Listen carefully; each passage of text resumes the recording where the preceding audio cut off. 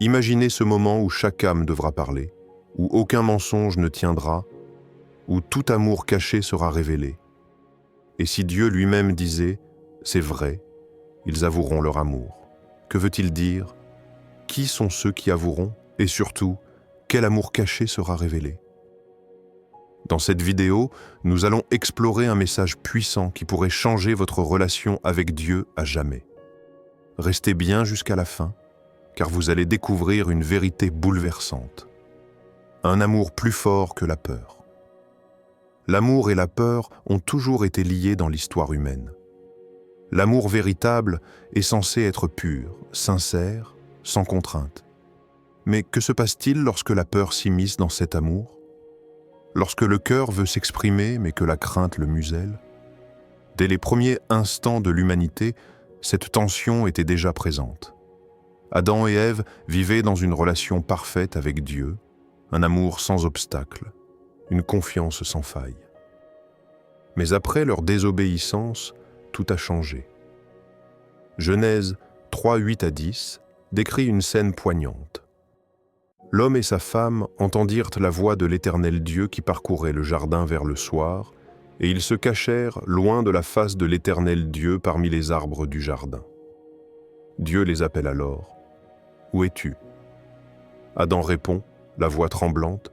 « J'ai entendu ta voix dans le jardin et j'ai eu peur. » Ce fut la première fois que l'homme eut peur de Dieu, non pas par révérence, mais par honte, par crainte du regard divin. L'amour qu'ils avaient pour leur Créateur était toujours là, mais il s'était teinté d'un nouveau sentiment, la peur du rejet. Des siècles plus tard, ce combat intérieur continue d'exister. Combien de personnes aiment Dieu en secret, mais redoutent de l'avouer? Peut-être par peur du regard des autres, du rejet de leur entourage ou des conséquences sociales et professionnelles. On imagine souvent que la foi est un acte simple, croire et l'affirmer. Mais la réalité est bien plus complexe. Dans de nombreux pays, dire « je suis chrétien » peut coûter un emploi, des relations, voire la vie. Jésus le savait. C'est pourquoi il a prévenu ses disciples. « Vous serez haïs de tous à cause de mon nom. » Matthieu 10, 22. Il savait que certains auraient peur d'affirmer leur foi. Il savait que, face aux persécutions, certains choisiraient de se taire. Mais l'amour véritable peut-il se cacher indéfiniment?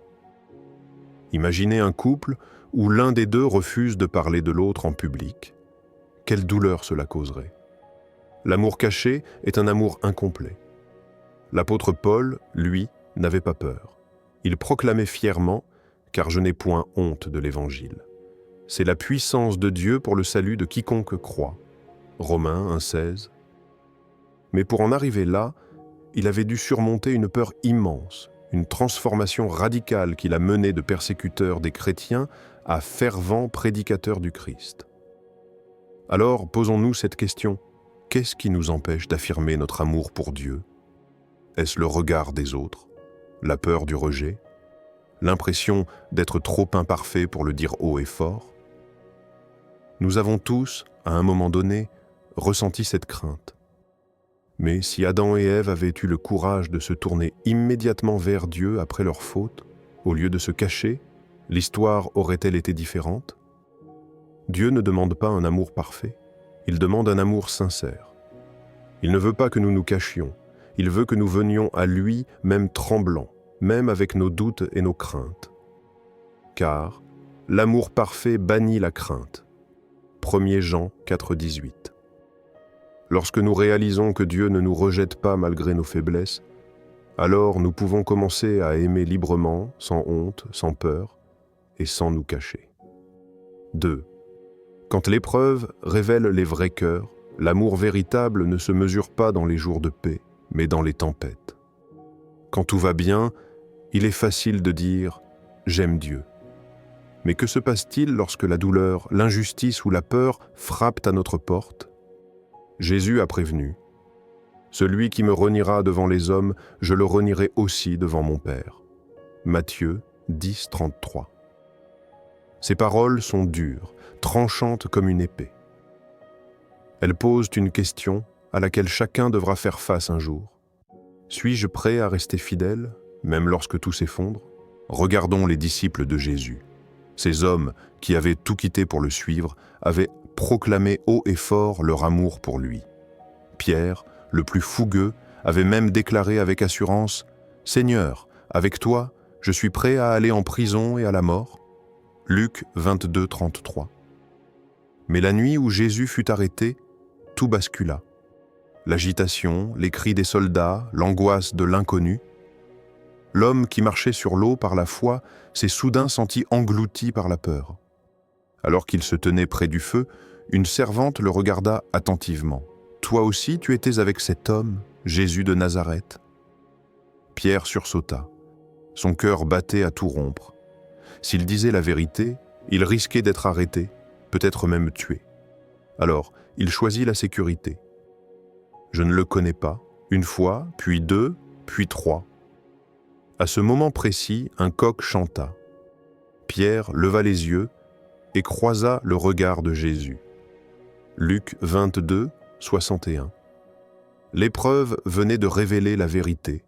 Même les plus courageux peuvent faillir. Pierre ne voulait pas trahir son maître.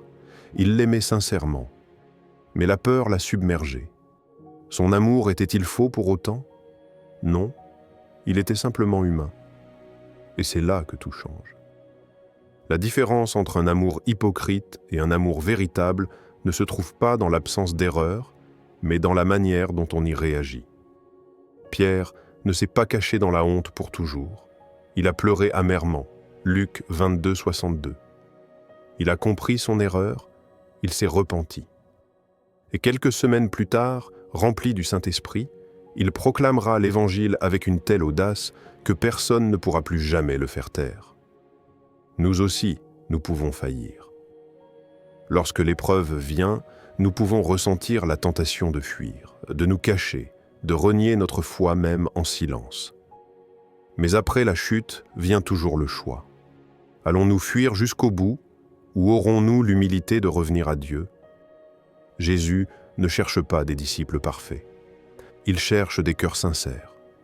Et un cœur sincère, même s'il trébuche, finira toujours par revenir à lui. L'épreuve est un test, non pas pour nous condamner, mais pour nous révéler à nous-mêmes. Elle nous montre où nous en sommes réellement dans notre marche avec Dieu. Et la bonne nouvelle, c'est que même si nous échouons, Jésus nous tend toujours la main pour nous relever, comme il l'a fait pour Pierre, comme il le fera pour toi. 3. Le jour où tout sera révélé. Il y a des vérités qu'on peut dissimuler un temps, mais jamais pour l'éternité. La Bible affirme avec puissance « Au nom de Jésus, tout genou fléchira dans les cieux, sur la terre et sous la terre, et toute langue confessera que Jésus-Christ est Seigneur, à la gloire de Dieu le Père. » Philippiens 2, 10, 11.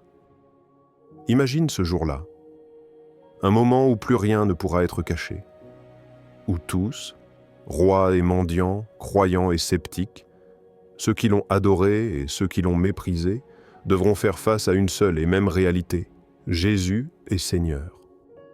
Que se passera-t-il pour ceux qui ont aimé Dieu en secret, mais ont eu peur de l'avouer? Pour ceux qui ont laissé le regard des autres brider leur foi? La vie sur terre est courte. On pense toujours qu'on a du temps pour approfondir sa relation avec Dieu, du temps pour mieux comprendre, du temps pour s'engager pleinement. Mais en réalité, chaque jour qui passe nous rapproche du moment où tout sera mis en lumière. Les masques tomberont. Les faux croyants, ceux qui suivaient Dieu par habitude ou par intérêt, seront dévoilés. Ils auront peut-être prié, peut-être même parlé de Dieu, mais leur cœur ne lui appartenait pas vraiment. Les secrets seront dévoilés. Ceux qui ont craint le regard du monde plus que celui de Dieu comprendront qu'ils ont fait le mauvais choix. Ils verront avec douleur chaque occasion manquée d'avoir proclamé leur foi, chaque moment où ils ont préféré le silence à la vérité. Les cœurs seront jugés avec justice, pas selon les apparences, mais selon la sincérité. Dieu ne se laissera pas tromper par de belles paroles ou des actes religieux superficiels. Il lira profondément en chaque âme. Et ce jour-là, Une seule chose comptera. Ai-je aimé Dieu et l'ai-je assumé devant les hommes?